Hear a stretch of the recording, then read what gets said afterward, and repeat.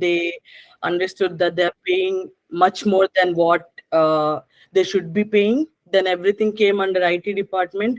So now even if you want to create any new resource, you have to ping to or email to IT department guy, and he'll manage everything regarding resources. So I've got access to everything, and I've linked Azure to Power BI, and I've started creating reports in that way. Directly creating, connecting Azure to Power BI is also a task. Not every invoice can be directly connected. There will be different billing accounts and different billing profiles. So integrating everything together and making a report itself is a task.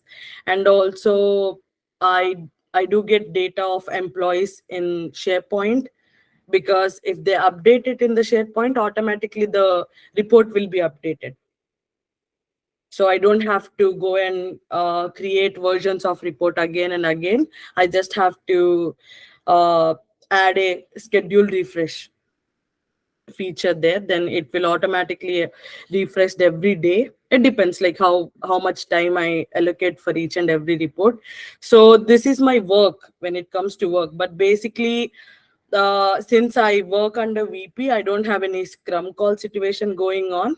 But my friends does have, like my colleagues from different teams, they start their day, and in the morning around 9 o'clock they'll have a quick scrum call and have the update thing goes, and after that they'll start working, and the evening they'll even have a wrap up call, how everything went on so far in the whole 8 hours, and if they have any doubts or anything, if there are any newbies, and they can just ask them how is everything going on so far in the day. But for me, it didn't happen with me because there was a new BI analyst in other team. So they have this all these things going on, like scrum call and the wrap up call and everything, couple of weeks. And sometimes he'll just usually ping me and ask me how far I have completed everything, how is it going on, if there are any doubts. So that's how my day goes. And I am a hybrid employee as of now, so I go to company couple of times in a week. So when I go there, I personally meet him and I let him know the situation. And rest of the days, I don't think he'll ever ping me because he's always busy. So there is one drawback for me working under VP, and lot of I would say positive points, because one drawback is he won't be available for me if I have any doubt anytime. I have to figure it out by myself. But rest of the things, I mean, I have this room to learn, because sometimes things to take time, right? But before going to this job, I have prepared almost pretty much everything. So I think I do love Power BI. I think Nirisha or Shanti, they know, or my team lead. I don't know where Sudha is. So she used to give me very nice questions, and I used to tell her like I want to work on Power BI. I want to get a chance where I can get more scope to work on Power BI. And fortunately, I got that one. But when I started creating reports, then I understood like what we learn and what we're going to do is completely different, right? So you obviously need some time, and company will give that time to you. And at first, I think in the first 3 months, since my company is a mid-sized company, they don't have this 3 months training situation and all. The very first day when I went there, uh, like my VP, he just came to me and gave me this report and gave me Power BI access and all. And he said, can you do some conditional formatting based on these rules and these rules? And I was like, no, that's what that's not what I had in my mind at that point of time. I was like, this 1 week I'm gonna just know about company and chill. But he started giving me work, and later on they told me to do complete all the videos about company and all and the product. So for me, everything went upside down, and I was pretty much worried about that. I'm like, I don't know, they don't even have proper structure. And when I looked at in YouTube, and they said these are the things that's going to happen, I don't even have scrum call schedule, and this guy don't even contact me. And during September, my VP went on a vacation, and that's my, I think, second month or so, and he told me not to come to company since I don't know anyone. And when he came back, he asked, "What did you do?" I'm like, "I did nothing. I was because I was not given anything." So, but I didn't answer him in that way. I just told him that I was preparing for PL 300. In my company, they do support for certifications, like they allocate this much of money per year. So I told him, I was randomly doing this uh, s- uh sample exams, whatever, and I was preparing all that practice assessments. So that's what I have done. And Power BI, I learned more about conditional formatting and how to write measures. I feel like in DAX there is so much we have to learn. We cannot just randomly say we know Power BI. That's what I realized in these 6 months. And because I feel like they keep changing Power BI versions, they keep adding new things. So for that reason, every time when you want to do something, you cannot find exact answers in Fabric community or in YouTube. Let's say for SQL, if you are working more on SSIS, RS, you will at least find that code somewhere since it's open source. But when it comes to Power BI, I don't think there are many resources outside. We don't really use VPN, so there is no strict rules or anything that I have to use only this sites or that. I have that liberty to do whatever I want. When you say something, uh, even while interviews, just let them know that I mostly depend on Microsoft Fabric community or something else, and try to always, get get to know about Power BI updates, whatever is going on. And I feel like if you want to crack a job, or like anything, if you want to get a good job offer or anything, you should be knowing about you, like how much you learned. It's not about what Nirisha is gonna ask, it's not about what Shanti is gonna say, it's about you guys. You have to get job. And I think they started my marketing last year and end of November or some at that. No, not last year, like before year. So 2022 November they started my marketing, and after that we were like, okay, December we don't get that many calls, all intro calls or something. And after that in Jan I took a quick break of 2 months or 2.5 months, and when I came back, situation was very not supportive, I would say, because once they started applying jobs for me, it took little longer than what usual people are getting. Like, let's say they started applying jobs for me for 1 month, I haven't got any calls. But instead, since I took that 2 months break, I forgot almost everything. So I tried to use that time to freshen up my memory, like not thinking about why I'm not getting job offers, but I want to be prepared. If I get a call, even it's one or two calls, I have to turn them into prospective technical interviews. Instead of me thinking the count, I have to concentrate on the quality of calls that I'm attending and how much I conversion rate is there. So fortunately, everyone was very supportive. Let's say I want a Udemy access. Everyone is there, and I want a mini project. I mean, I used to So, ping for very small things. I used to ping like, this is what this is what I want to know. This is what I want to do. I feel like I'm pretty weak in SQL, so I want to do SQL projects, and I have interest in Power BI. So if you have any mini projects, you can just give them to me. I'll work on it. Yes, Garima, I think you raised your hand. Lakshmi, Yes, Shiva. know your day-to-day work. So I wanted to understand. So you don't use any SQL database, right? No, I It's mean, only Azure they and do use all it. the. No, they do use it in the company, but I didn't get the opportunity to work on it so far. So I wanted to understand like how all the teams will be loading up the data into the Azure database. I'm not into Azure at all. I have never worked on it. But I wanted to understand like if there is a particular department like for say for example HR department, you want to evaluate some data from HR department. So how do they? How does it Azure integrate that data, and how you fetch it from Azure to work? No, Shiva. So I mean that's a good question, but I don't know like pretty much about how the things work there. So even for HR department, that way the data stores, it's handled by someone else. I don't think as a data analyst you need to know all that.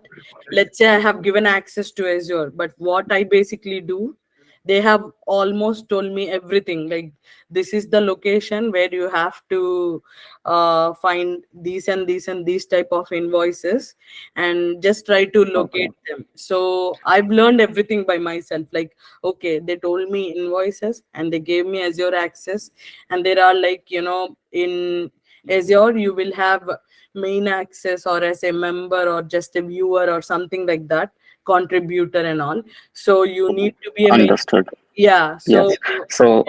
So when you're saying about the invoices and those kind of things, so those all should be coming from some system to Azure, or Azure is just a cloud I mean, I database. think no, I feel like Azure is not just cloud. Like you can just,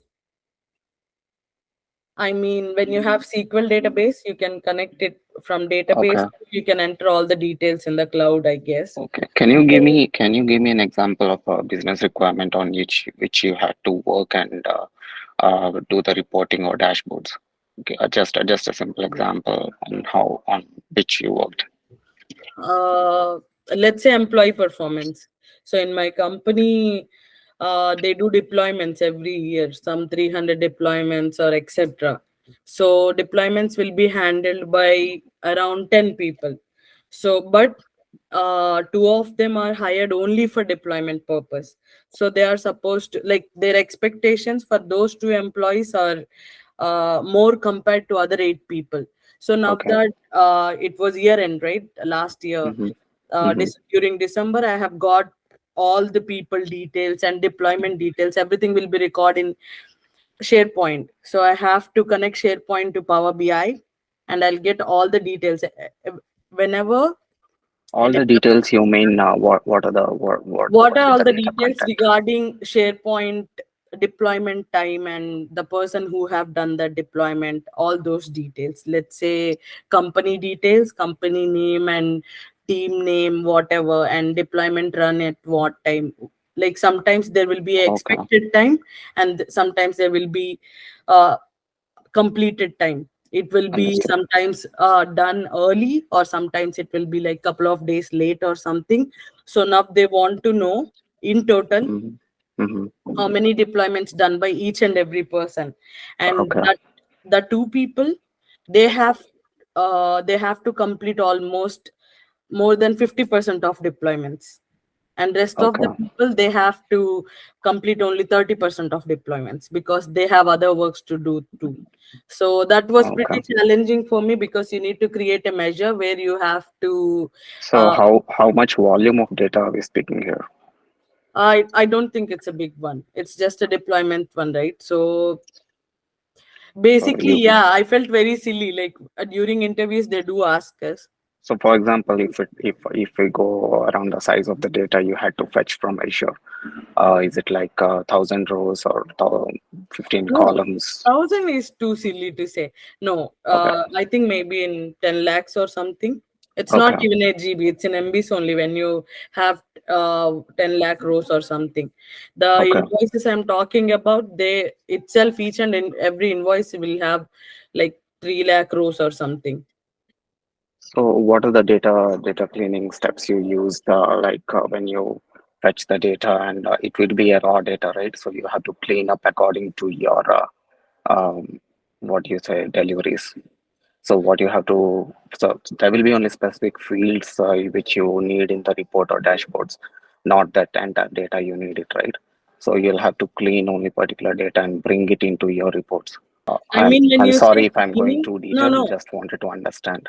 no, I understand. No, that's fair enough. Like I can tell you, like we don't really, when you say clean data, I think it differs from institution to institution. Let's say in my company, I do change data type. Sometimes I do duplicate the column and try to, let's say there is a date column and I want to get month, but I also need date. So I'll just duplicate the column and try to retrieve month from there. And I don't really delete any columns. I'm not supposed to delete any data, Yeah. because it's all company's data. Let's say deployment. There is one issue I have faced. There is a supposed date when the deployments need to be done, and there is actual completion date. Some dates were Mm. not filled, but when you are Okay. preparing report in a line chart, they want to know how many deployments are done on time and how many deployments were not done. So at that point of time, if you don't have completed date, you cannot see the chart correctly. So I went to my VP when I was presenting. This is a issue I faced in the data, and then he said, you talk to IT manager. And IT manager said, give me a couple of days of time. I'm Hmm. busy as of now since it's year end. So I'll just take this 2 days of time and fill in all the dates. Then I'll update you. Since it's everything is there in SharePoint. Once he updates everything, he'll just ping me that I have updated everything. You just need to refresh it. It was Okay. done properly. So I feel like you need to check data types for sure. And I've not received, in my case, I've not uh, like got the opportunity to see the unclean data, because the invoices I got, everything was from Azure. Microsoft already gives a good data. It's not that Hmm. faulty. Hmm. You just need to separate the columns, or just, sometimes I'll append all those invoices and try to hide rest of them to make it clean. And I have learned one thing from my team. When you do Power BI steps, let's say you have got the data and then you try from source to whatever steps you have reached. Let's say you have deleted something or anything, they try to change the step names, like, renamed columns or deleted something or sorted columns, Yes. something like that. At that point you cannot see sorted which column, you don't know. Okay.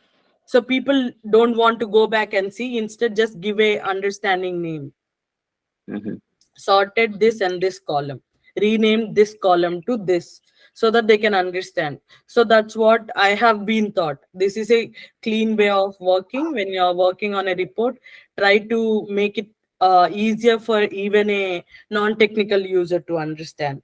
Let's say I don't think IT manager will know how to work on Power BI, and as well as I don't know how to give access on Azure to everyone. So not everyone will know everything, but we should be clear on what our tasks are. Okay. That makes sense. So, apart from this data cleaning and data validation, once you have the right amount of data on which you have to work, you created measures and you use DAX functions to add custom columns or get some custom details into that. How do you, I mean, can you throw some examples just so we can relate to our work? I think I have used this thing very, I mean, most Year of on the time, year, year on year creating, sales or yeah, for one report I have created, most of the reports I use measures, because they don't really increase the size of data. Mhm. And I'll just create an empty table and keep all the measures there in a collective way to understand. I don't think creating one measure will suffice when you are dealing with data. uh, because when I got the data, all the data from SharePoint, they just wanted to know about 2023 situation, not 2022. You need to Okay, apply a filter. But when you're writing a measure, filter won't be helpful. You need to add that filter stuff in measure itself. okay, So I have segregated data by creating different measures, and then I have uh, brought those measures in one, collected in one, and then created one where you can see year 2023 data, like step by step. When I write a measure, what I usually do, I don't try to write most of it because I'm not well versed with it. I First I'll take help of Chat GPT and I'll get the body of it. When I Mm-hmm. get the body, when I apply that measure in the real time data, you will understand what's the like thing that you're not getting in there. At that point of time, I'll start working on, okay, I think this is the function that I need to use. Let's say for some things you need to use calculate, for some things you need to use calculate table to get the desired result. Yesterday when I was working on something, I need to figure out the difference between uh, September to October, like how many new products are added between September to October, October to November, and November to December. When December to January, since January is not done, it should be zero, the difference. So Mm-hmm. between these 4 months, uh, in October there are 170 products. In November there are only 156. So when Okay. you compare November minus October, the value you will get is negative. So Yeah. when I applied that measure, I have seen the negative value, and I don't think anyone want to see negative values in the data. So I tried to look around and found, okay, there is this function. When you use it, you will uh, like the negative values will be removed and it will turn to positive, but the end result will be the same. Let's say it Okay. is -6, but you cannot see minus there. Like Mm-hmm. everything will be positive, and you can make them understand because end of the day they don't want to see the number, they want to see the difference, how many products are added or how many products are removed. Okay. So I think the function is ABS or something. So I mean, that's how you figure out things. Mm-hmm. ChatGPT is not mostly helpful because it will keep giving you the same body again and again. You will get same issues and errors all the time. Instead, when you get the body with the help of it, because you don't know how to write a code, if you know it, Mm-hmm. I would say you can just start working on it, improve on it. But when you don't know to write a body, then just get the body from somewhere and try to add more things there. What you need, Okay. okay? When I applied this measure, I got a wrong result. Let's say this should be in red, this should be in green, but I'm getting everything in red. That means the logic is wrong somewhere. Just go ahead and look around it. Maybe if I'm using if or switch or something, what is compatible there? So you need to understand all those things so that you can explain them. I Mm-hmm. don't think every report will be done in a week. For that report, I think I took around 2 weeks. Sometimes I had to work overtime because the creating that measure, it was a challenging task for me. Let's say Mm-hmm. because it's not just about one when I talk, because it's a whole table of measures. First, I have done this, and then my manager said, "Okay, Priyanka, but I think I'm seeing 2022 ones." And I said, "No, we can just filter it out." And he said, no, don't manually filter it. Just add it in the measure. Saying it's very easy, but when you want to like apply it in real time, it will take some time. But I've got the chance. Like, okay, this is what I need to do, and this is what the. Whenever you are given a task, try to understand what is the output you want to get from there. Like I would say, from there you will start going backwards and reach the source, reach the root or something, because people say root cause analysis, like where it started, but I would say where it ended. From there, go back and see step by step. Okay, this thing is done, this is the answer I need to get, but when I got this measure, this is the answer I got. Where did it go wrong? You're doing the reverse engineering.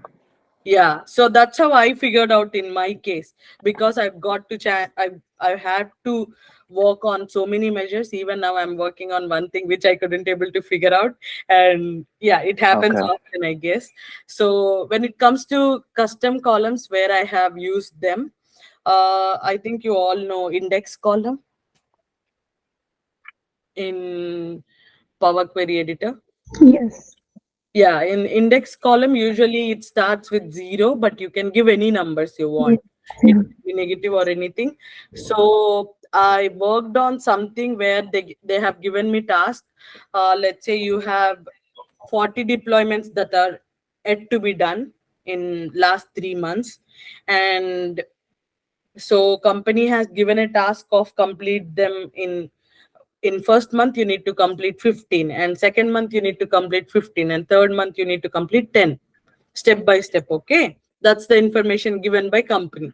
But actually how they have done, when you compare it, you have 40 deployments versus 90 days. How you gonna do Mm-hmm. it? Like in x-axis you will have 90 days, and in y-axis you will have 40 deployments. So end of the day, when you come to 31st December, there should be zero deployments. Yep. And they need a straight line for that, not a step staircase line or anything. They just need a Mm-hmm. straight line, and I don't know how to do it. So with the help of index column, I have figured it out. Mm-hmm. So I feel like that took me longer than expected, because that logic, that the way I looked at it, I don't know how to do it. I've watched so many YouTube videos and there is nothing about it. And end of the day I was thinking, so you want me to split that 40 deployments to this one, so the line should be straight, Mm-hmm. 40 versus 90. So with the help of Straight or it's negatively inclined. no, I mean, it should be negatively inclined. Let's say from top, when it reaches from 40 to 0, it should be inclined, but it should be a straight line, not a staircase line.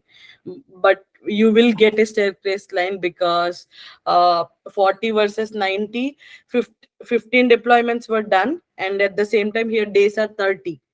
Mm-hmm. So for every 2 days, there will be one line and then it will come down. And for every 2 days, it will come down again. So Yeah. he don't want to see that.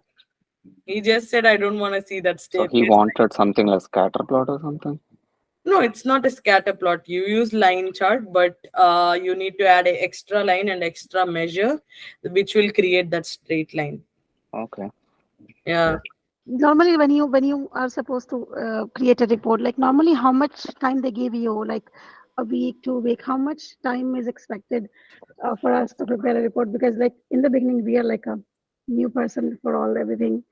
So how are their expectation in the beginning? Uh, for me, Garima, I mean the person I will be reporting to, like his VP, he worked in that company for more than 35 years. So he's very old, like he's 60 years old guy. So I was never given a deadline or anything. Okay. So that was stressful actually. If you were given a deadline, at least before that day no one's gonna ask you. Hmm. But Yeah. when you were not given deadline, you don't know when they're gonna ask the progress of it. You keep Yeah. working on it, and you were expected to do it early. At first, I mean, for 3 months it was a struggle, because I don't know when my VP will ping me or email me about things or how things are going. But now I have realized, like I know if he's given a dashboard, I know that if he's busy, he'll give me some more time. So those are things that I think we need to figure out. But I can give you an example. One of my friends, she is working for client like a league, and Mhm. she was given to create 10 versions of report in a dashboard, like one dashboard for one client. But that client, he's got so many, let's say, things handling by our company. So he wants to see everything in one dashboard. So she was given 1 month of time to work on all that. Let's say they were given ex- like hours, 15 Mhm. hours for this report, 15 hours for that report, and maybe Okay. a 24 hours for this one, something like that. So in Okay. they will they gave it like they gave her a time of 30 days. So another question is like you already answered kind of that question that how we uh, how we get the access for the data. Like, so I want to just understand like when it's about the different departments and Hmm. you just need the data. Do you get like the location where it is located? They give you the access and you just go and retrieve your data and then start working on it, or is it something else is also involved in it? No, at first my manager, he taught me, like, he used to send me an email Mhm. of SharePoint link and all. I Okay. just have to access it. But later on, as time goes by, they give full access to SharePoint where I can see IT teams all the records. So they used to send me an email with all the information. Let's say you will get the deployment information there in this folder. Go Mhm. ahead and take care of it. So how what's the percentage DAX you have used I think in maybe your things? 80%. I've used lot of decks, lot of, Okay. yeah. So it's like writing the DAX formulas and all Yeah, for the when you create a measure, yeah, I use okay. DAX a lot. I just want to ask you the question like this. You mentioned that before starting the marketing, you took a break, and when you came back, you felt blank. This is what happened to me. I took a month break, and I feel like I'm blank right now. Starting doing small projects from YouTube. So when I started doing like yesterday, I started a project which is like unguided project, and I felt blank, and I'm like, I need to do some practice by watching guided projects so Mm. that I can understand. So how much projects or how many projects did you do before you got hired by a company like during Uh, that time period? Any I idea? think I've done, I mean, see, Garima, just doing projects won't help you to Hmm. get hired. If I have to be honest, when you do project, it's something that should help your story. Like everyone, I'm being serious, this point, when you are attending an interview, be 100%, no, 1000% sure about what you're gonna say. Okay. If you are saying something, at least you should believe it. And for me, the story I have prepared, there is a YouTube Udemy video of 4 hours on sales analysis. It was a very helpful video for me. I think that video got me job till till to this day. I would say Udemy is a very helpful platform, and you need to use machine learning as well in Excel.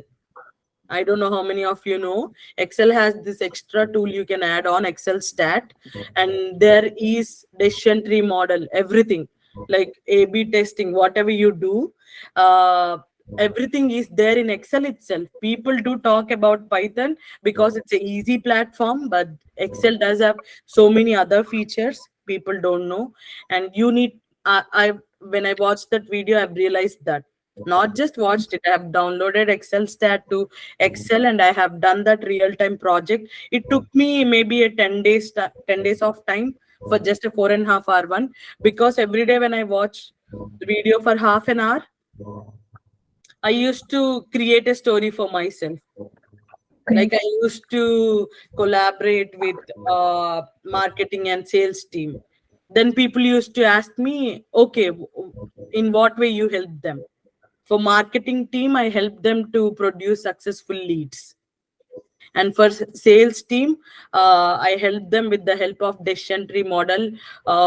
What type of cross selling offers or upselling offers would be good? Like when I get the data, let's say we have 100 salespeople in a company, how are they finding out that what are the products are going together and going well? Hmm. Karima bought two iPhones, and she need a charger for sure. If she got a kid, maybe she might need AirPods or something. So when I get all the data, I will analyze with the help of machine learning models that this age group of people are buying this many phones, and this age group of people are concentrating more on accessories. Try to pitch more for them, because when you get the birth date, when you get the information of the user, you will know everything about them in the call itself. So in that way, you need to prepare your sales agent so that they can pitch, and they will successfully turn that into a prospective sale, which will successfully benefit the company. End of the day, even a data analyst or sales agent, everyone's working for the company. So I've told all this topic to them, as if I have worked, because I have imagined myself when I was watching that video, if I am that data analyst, what I'll be doing, Okay. Could you say what the name one challenges more I have. time? I'm just gonna write it down because I think we should watch it too. It's sales and marketing analytics Okay. video. So yes, Tarandeep and Monica, yeah. Yeah, like usually we do say that data analysts need to work with the other teams and all. So how often do we go to them, and what is the actual need to contact? It's just because we have to take data from that, or is there any technical reason or something like that? I mean, why do we need to work with them? I mean, when you get the sales data, let's say, and you found, uh, you know, few data is blank, let's say a salesperson's this or something, maybe you got the salesperson's data to analyze their performance, but you haven't seen their number of days they performed. At that point you will talk to manager, sales manager, they, hey hi, you will just ping them, hey hi, you know what, while I was looking at the data, I found out that this data is missing for this employee, do you mind checking it out? Meanwhile I'll be working on rest of the stuff. And let's say when you were handling someone's data, like number of sales they have done, that customers information, and you have found out that not many customers age was not mentioned, and in one machine learning model age is also a major thing when you enter it, so you need to know that thing for sure, or else for next time you need to give them a mandate. So rather than you giving it them in the meeting, you can just personally let them know, the person who takes care of entering the data, you know what, I find myself looking for day age, and it is very important for me, so do you mind adding the age also from next time, please do not forget, it's an important thing. For that you cannot just randomly email them, you need to show them too, like it should be convincing, right? You shouldn't be rude. So for some people, if they are close enough, you can just ping them, or else if it's a small task, then you can just email them, or if it's something that you need to make them understand, like it's extra work, right? Going back and adding every person's age is extra work, so it should be convincible. You'll say, okay, you know what, can we schedule a meeting for a quick 10 minutes, I want to show you something, and I find it problematic while I was creating reports. So in that way, if you make them understand at that point, so if there are in the company, sometimes like when I go there and I want to talk to my colleague, what she'll say, you know what, let's go to meeting room and we'll talk random things too there, but we'll also talk about what is the important thing that we are there for. So it totally depends, if it's So it depends on like situation. the Mm. requirement on which we are working. So for example, if it is some shipping department, we will have to reach out to shipping department to get the info. If it is operations department, we have to reach out to operations department for any missing data. So it's not that you reach out to the entire team, but subject No, matters just one to person. Like the person to contact, you will be known when you go there. Let's say once you get the doubt, like I used to ask my VP at first, you know what, this data is missing, and then he said, you know what, talk to Akinola and he'll let you know this is this. And from that point of time, I talk to that person, so and so person. So that's how you will know at first who is the person to contact from this team. yeah. For this team, there will be at least one person who you can talk to. Okay. So, and like usually we see that and we listen that we data analysts should have some basic knowledge of Python and all. So, do we actually use these things? I mean, SQL, Python, how often we use that?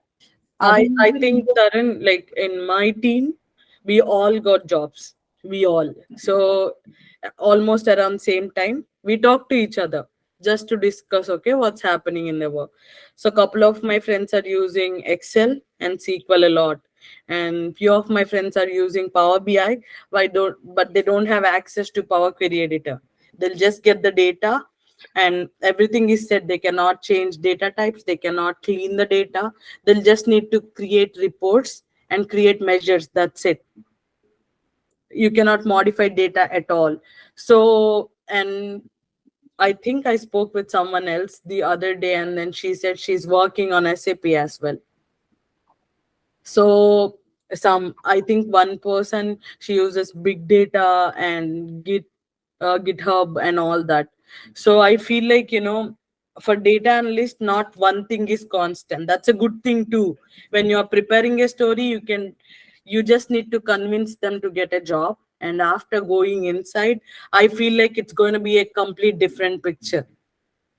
So Python, I don't think I have anyone using it unless they are a data scientist, but having a minimum knowledge is always good.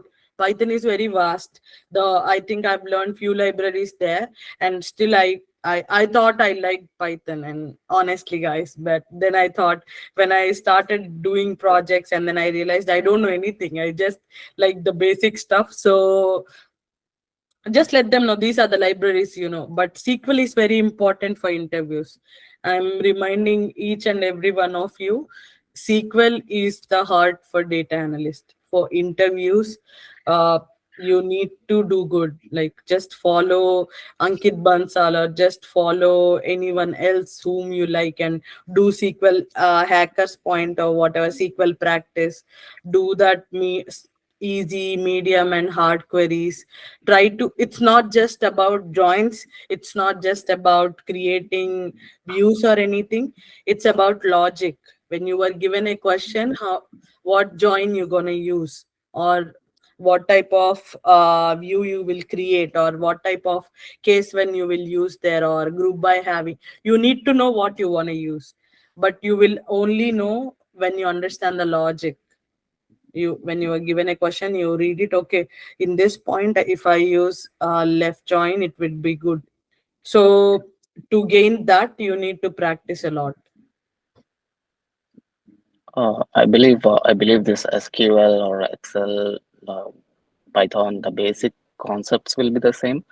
But when you enter into a company, definitely the systems will be different, like Yeah. SAP, or they might be using some I other don't know, ERP like system. So my friend, she's a BI analyst. She was given a task. You know what?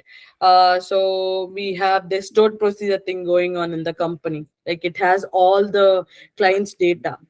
For one client, there will be multiple tables which would be incorporated and created a stored procedure. But when we got the stored procedure to Power BI and used it in a chart to see the data outcome, uh, it was not an expected outcome at one point. Okay, so she was given a task. Okay, now you create a flow diagram, flow chart, and you understand this is the stored procedure, these are the tables. Go ahead, go back and try to execute each and every table and get that answer written somewhere. And whatever the table, for one table, if you're not getting desired output, that means that table has some issue somewhere, and then you need to find that issue and change that table, whatever code, and then come back and try to use it in Power BI and see if the result is changed or not. That's also one task that was given to her. So I feel like she's BI and I'm data analyst, and we were like completely doing different work. She's working for client within the same company, that is a mid-sized company, and the other girl that I know, she's working on different things, and me, I'm working for within company stuff, and I do different things. So I feel like you should be strong of the story you prepare. People will ultimately believe it if you know 100% information about it. I think in one interview I felt very disappointed in in myself, because it was a final round, like it's a two round one, and I went in person, and they only asked me one question: what type of analysis you have done? Can you explain us in depth, like what were the tasks were given to you? When you say you have done this analysis, what is this about? And just one small question. Uh, like, do a data analyst is having any client facing, or it depends upon the situation that if we are working with a client, we do have a client facing or what? Like interpreting our report. If we say that we need to interpret the report, so what that means? I mean, are we interpreting it to our seniors or to the client or what? What is basically that? Let's say when you handle a project for client wants to know what's going on. Okay, client has this. So ours is a infrastructure management company. So their infrastructure is, let's say, a bridge. So he wants to know from January to December what you guys have done. They don't blindly give us the money or anything. They won't be staying with us longer if we don't give them enough explanation on what is going on. So at that point of time, every month to month, you will have a call with client. If you are working for so and so client, you need to explain them, hey, hi John, this month we have checked this, and in we have done this analysis, and this is the output we got, and we'll sooner work on this one. And once we are done with it, next month we'll have a call. We'll let them know the progress. You know what, last time when we were talking, we figured out this is the issue, right? The issue has been half resolved, and we're still working on it. It might take one more month, or it will be done anytime soon. So that's how time to time progress will go on. And when you prepare a report, no one will understand more than the person who created that report, right? It does Hmm. make sense. So people will automatically tell you to go and present it. Okay, makes Yeah. sense. So mine, I work for within company people. And if you work for client, you obviously have to explain it to the client. Anyways, you have to present your report for sure at one Right. point of time. Be confident. And like I feel like after NCPL now, if I want to apply a job, I'm pretty much confident that I can do it by myself. Like even when I talk to a talent acquisition specialist or someone, I know you do a lot of things. So How many interviews have you been given in this whole period actually? uh, if I ignore intro calls, not many, maybe Mhm. 3 in-person interviews. And for one, I think I've got verbal offer letter, but due to budgeting issues, they revoked that position.